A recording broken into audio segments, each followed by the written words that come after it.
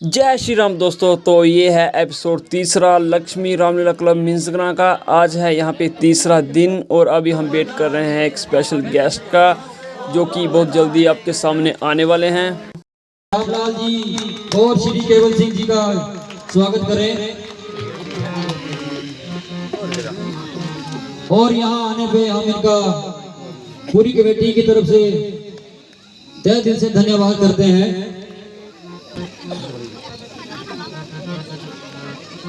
बोल श्री रामचंद्र महाराज की, सीता माता की, लक्ष्मण जी की, पवन पुत्र हनुमान की, सनातन धर्म की, अपने अपने माता पिता की। तो दोस्तों अभी लक्ष्मी रामलीला क्लब मिंजगना कमेटी की तरफ से हमारे गेस्ट को सम्मानित किया जा रहा है टोपी और शॉल देके। हम इनका बहुत बहुत धन्यवाद करते हैं यहाँ पे आने के लिए। तो दोस्तों इसके साथ हम आपको बताना चाहते हैं कि आज के एपिसोड में आप देखेंगे सीता स्वयंवर। यहाँ पे बहुत सारे राजा महाराजा आएंगे, साथ में रावण भी आएंगे सीता स्वयंवर में। तो ज़रूर पूरे एपिसोड में बने रहें और साथ ही एक और गेस्ट हमारे यहाँ पे आने वाले हैं, तो स्वागत कीजिए इनका भी। कृपया करके हमारे मुख्य नीति श्री अजय ठाकुर अजय पटियाल जी हमारे बीच पधार गए हैं। तो मेरा सभी से निवेदन है जोरदार तालियों से श्री अजय पटियाल जी।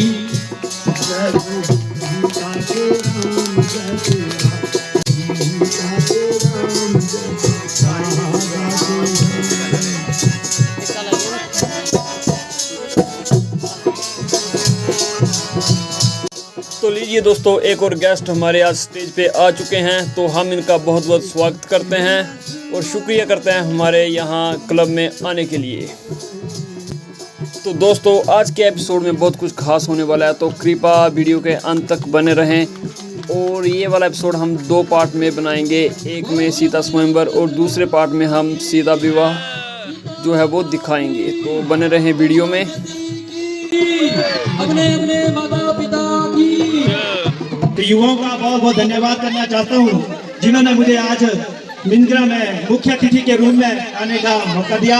मैं युवाओं से यही प्रार्थना करूंगा कि आप हर साल ऐसे ही तो बहुत बहुत शुक्रिया अजय पटियाल जी का जो कि हमारे स्टेज पे आए और अपना आशीर्वाद हम सबको दिया। तो दोस्तों इतनी छोटी सी उम्र में ये लड़की है मानवी, देखिए कितना प्यारा डांस किया इसने। तालियां छोटी बच्ची मानवी के लिए, बहुत अच्छा डांस किया इसने। हम अपने क्लब की तरफ से इनको छोटा सा गिफ्ट देंगे। कल अपने एक और डांस तैयार करके लाना है, ठीक है? पक्का? जोर से बोलो पक्का। तो उसके बाद हमारी कमेटी ने इनको सम्मानित किया। लड़की के लिए बोल श्री रामचंद्र महाराज की। मंत्री जी तो अभी आप देखिए सीता स्वयंवर कुछ स्वर से सबको सुना दी जाए। जी महाराज आए हैं अनूप देश देश के भूप दार दार के स्वरूप। आज यहाँ पधारे हैं योद्धा बलकारी वीर पुरुष धनुर्धारी आए करके तैयारी राजा जनक के द्वारे हैं। बड़ी है कमान जिसे होए अभिमान उठो क्षत्रिय युवान बल देखने तुम्हारे आए हैं। सीता जी को ब्याह है जो जो यशवंत सिंह क्षत्रिय के दुलारे हैं। आज राजसभा में पधारे हुए क्षत्रिय वीरों, आज आपके बल और पराक्रम की परीक्षा का समय है। जिस किसी को भी अपनी अपनी वीरता में भरोसा वह मैदान में आए और इस धनुष का चिल्ला चलाए। जो क्षत्रिय कुमार इस धनुष का चिल्ला चलाएगा वही सीता का पति कहलाएगा। इसलिए आओ और अपनी वीरता पर जोहर दिखाओ। राजाओं के महाराजा महाराज बहार सिंह जी अपना जोहर दिखाने आ रहे हैं।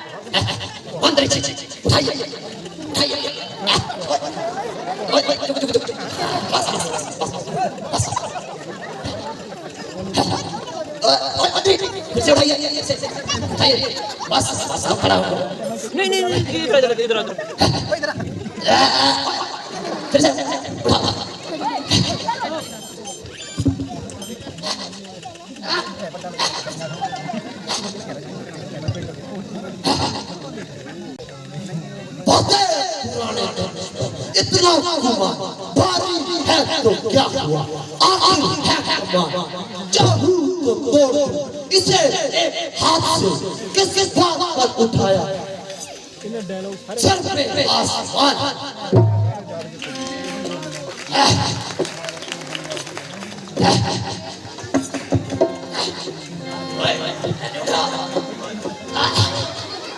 मंत्री एक अंपायर है लेकिन पीछे पीछे लिया पीछे।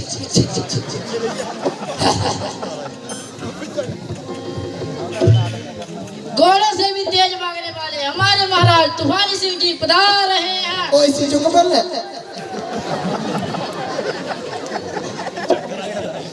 झुको झुको सी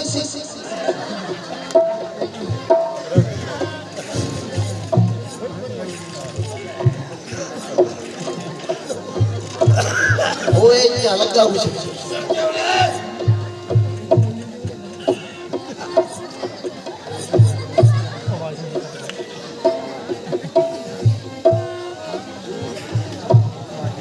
आने क्यों नहीं खाया है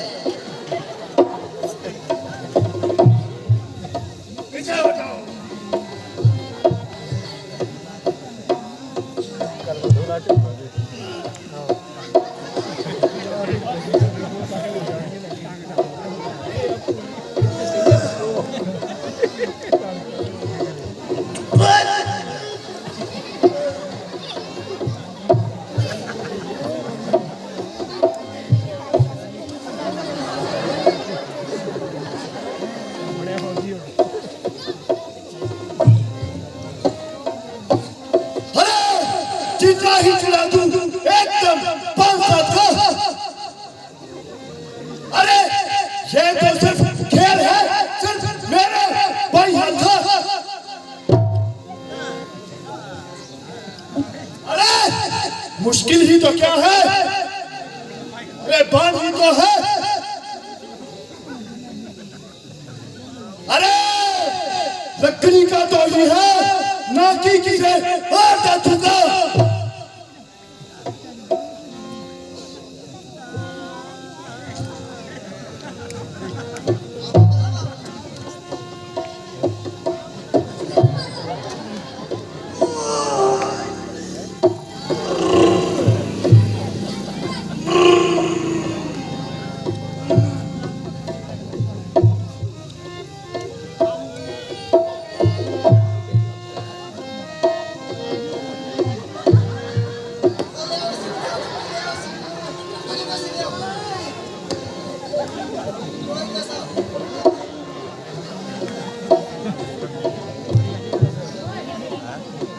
बाघ से युद्ध करने वाले हमारे महाराज रुद्रदेव जी अपना जौहर दिखाने आ रहे हैं।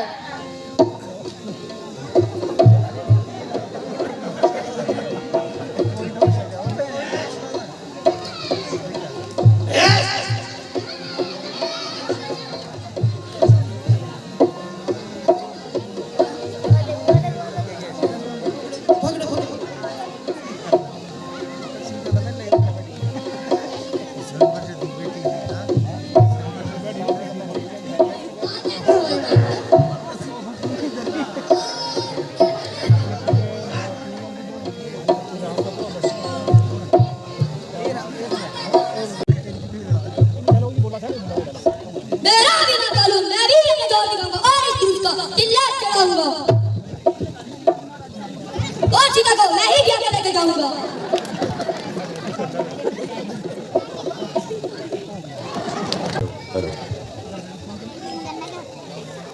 अरे वो तेरे बस चल ले लो इसे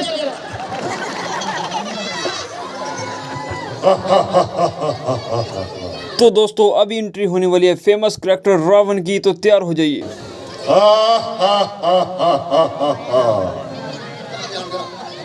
जय शंकर जय शंकर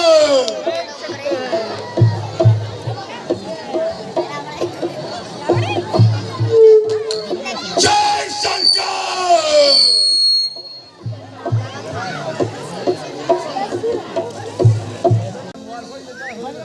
मुस्सा पंडित मुस्सा योद्धा तीनों लोगों में ना कोई दूजा है। अपने शीशों को काट काट शंकर को मैंने पूजा है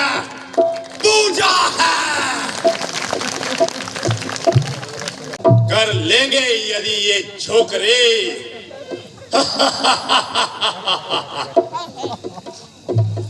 कर लेंगे यदि ये छोकरे हर एक काम को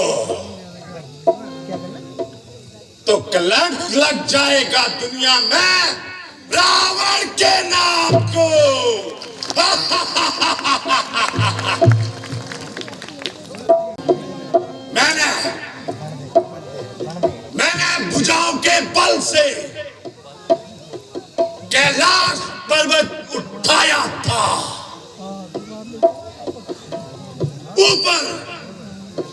ऊपर बैठे थे शंकर, उनको भी बाल दिखाया था।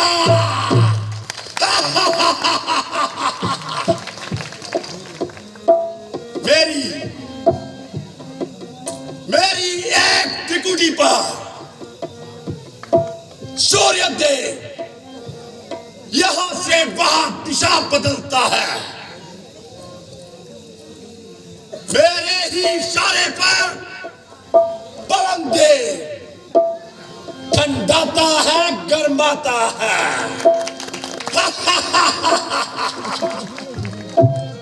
क्यों रे राजा जनक, तूने देश देशांतर के सभी राजा एवं महाराजा गणों को निमंत्रण भेजा। क्या कारण था कि मुझे निमंत्रण नहीं भेजा? महाराज, आपका पता मालूम नहीं था। हाँ? क्या कहा? यदि निमंत्रण भेजना ही था तो एक पत्रिका सागर में प्रवाहित की होती, तो क्या मजाल लो समुद्र देव की कि वो निमंत्रण मुझ तक न पहुंचता। यदि निमंत्रण भेजना ही था तो एक पत्रिका वायु में छोड़ी होती, तो क्या मजाल उस पवन देव की कि वो निमंत्रण रावण तक न पहुंचता।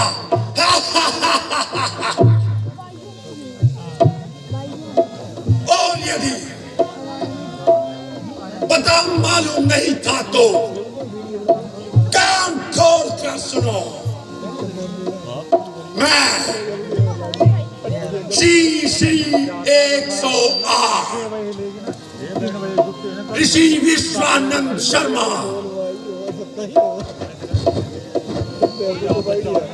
का सबत्र श्री 1008 लंकाधिपति रावण हो रावण।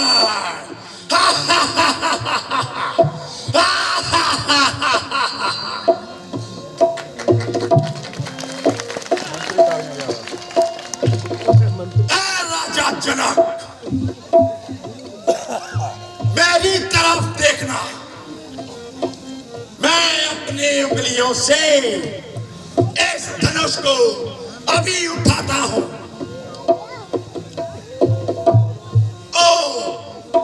इसके टुकड़े टुकड़े करके अभी इसका चिल्ला चढ़ाता हूं।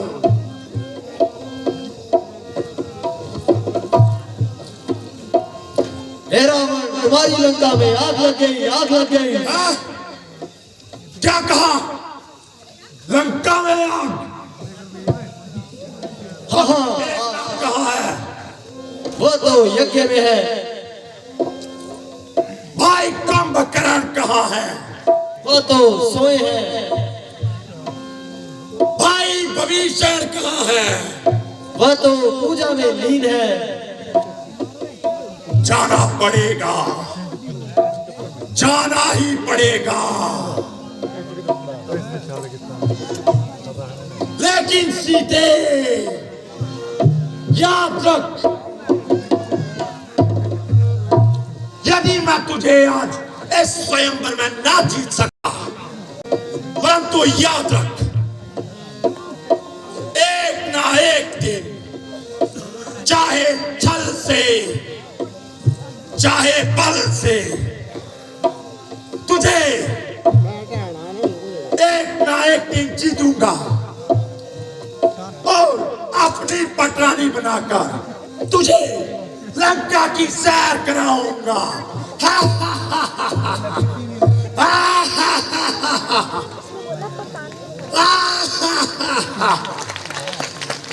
जय शंकर, जय शंकर। अब सोचने से खाली हो गई। क्षत्रिय वंश का प्राय अंत हो गया। अन्यथा यह मामूली सी कमान इसके लिए सारा क्षत्रिय हैरान है।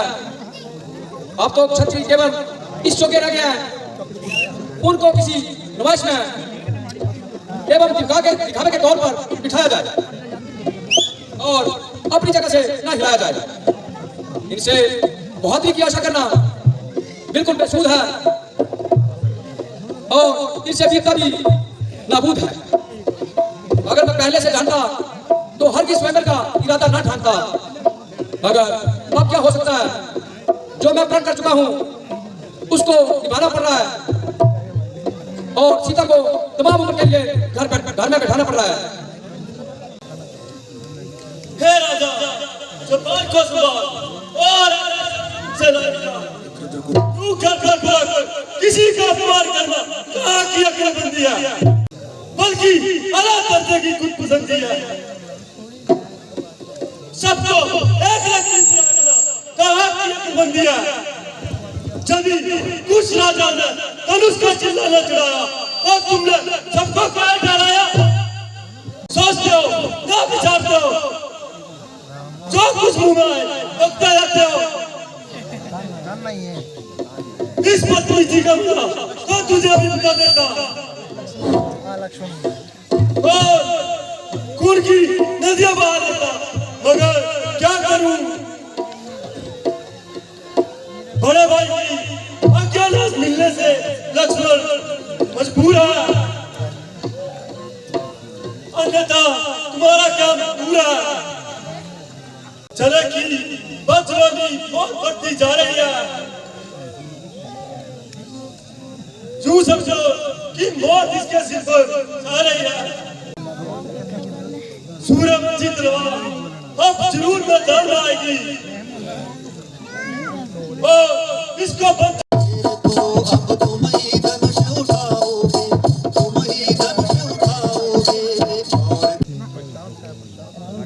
बाकी तो सब अपना जोर लगा चुके, अब आखिरी तुम्हारा बार है।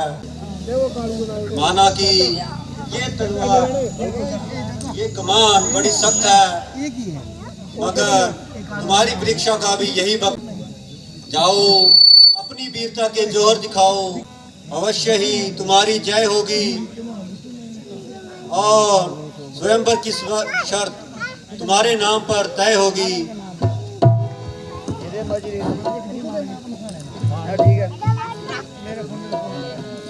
गुरु जी आज्ञा आपकी सिर माथे मंजूर, अब तक जो चुप था रहा मैं भी था मजबूर। आशीर्वाद है आपका अगर राम के साथ, मुश्किल या कुछ भी नहीं है मामूली बात।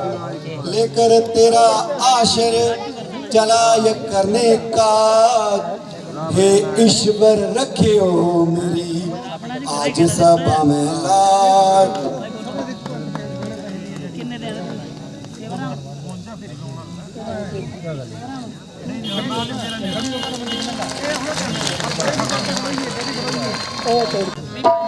क्या ये वही धनुष है जिसके वास्ते राजा जनक इतने परेशान और हैरान हैं, जिसको हाथ लगाते हुए हर एक मनुष्य डरता है। देखिए अब इस कमान का चिल्ला चढ़ता है। रामचंद्र महाराज की, सीता माता की जय।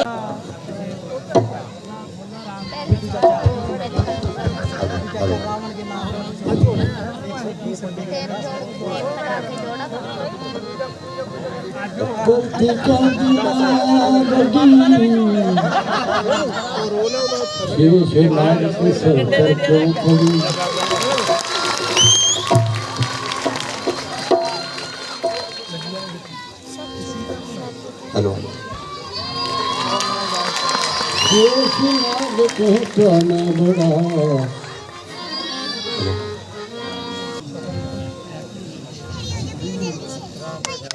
मेरे गुरुजी का धनुष किसने तोड़ा, शिकार उसको मेरे सामने लाओ और अधिक देर ना लगाओ, नहीं तो दूंगा और हरे को मौत के घाट उतार दूंगा। शायद परशुराम को भूल गए और इसलिए इतना ज्यादा भूल गए।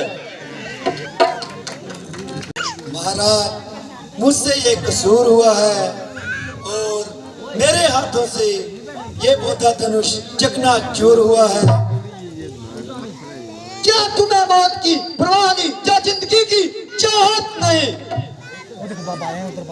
महाराज, बेशक खताबार हूँ और जो सजा आप दे उसके लिए सजाबार हूँ। अच्छा, अभी चगाता हूँ और इस हिमाकत का मजा चगाता हूँ।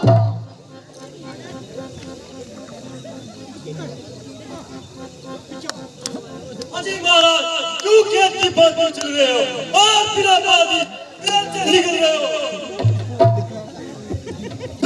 तो बिल्कुल गली चली थी और ना जाने कब से पड़ी थी,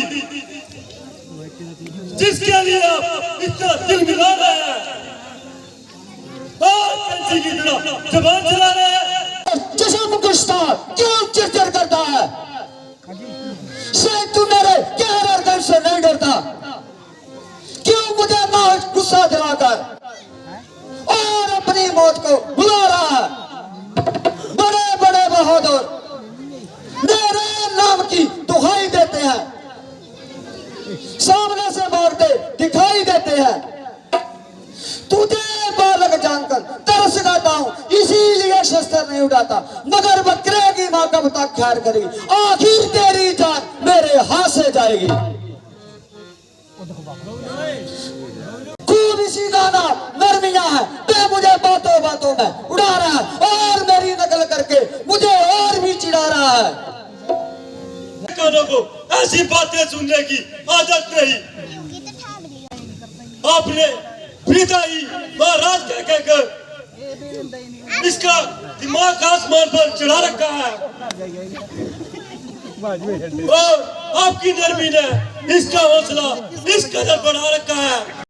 इत्मीनान हो गया, मगर मेरा इत्मीनान तो नहीं हुआ। तुम्हारा इत्मीनान कैसे होगा? मेरा इत्मीनान ऐसा, जब मेरा तीर कमान पर चढ़ जाता है तो बिना किसी की जान लिए वापिस नहीं आता है। इत्मीनान कैसे होगा? मेरा इत्मीनान ऐसा, जब मेरा तीर कमान पर चढ़ जाता है तो बिना किसी की जान लिए वापिस नहीं आता है। परंतु इस शर्त पर छोड़ता हूँ कि आगे से तुम कभी शस्त्र न उठाना और किसी क्षत्रिय के मुकाबले पर न आना। आपकी आज्ञा स्वीकार करता हूँ और इस बात का इकरार करता हूँ, आगे कभी शस्त्र नहीं उठाऊंगा और इसी तरह से विंध्याचल पर्वत चला जाऊंगा। वहां से अपनी जिंदगी ईश्वर के ध्यान में गुजार दूंगा और सब पापों का प्रायश्चित करके सिर से बोझा उतार दूंगा। अच्छा, चाहिए कृपा निदान। तो दोस्तों, हम बहुत जल्दी एपिसोड 2 का सेकंड पार्ट लेके आएंगे, क्योंकि ये वाली वीडियो बहुत ज़्यादा लंबी हो गई है। धन्यवाद।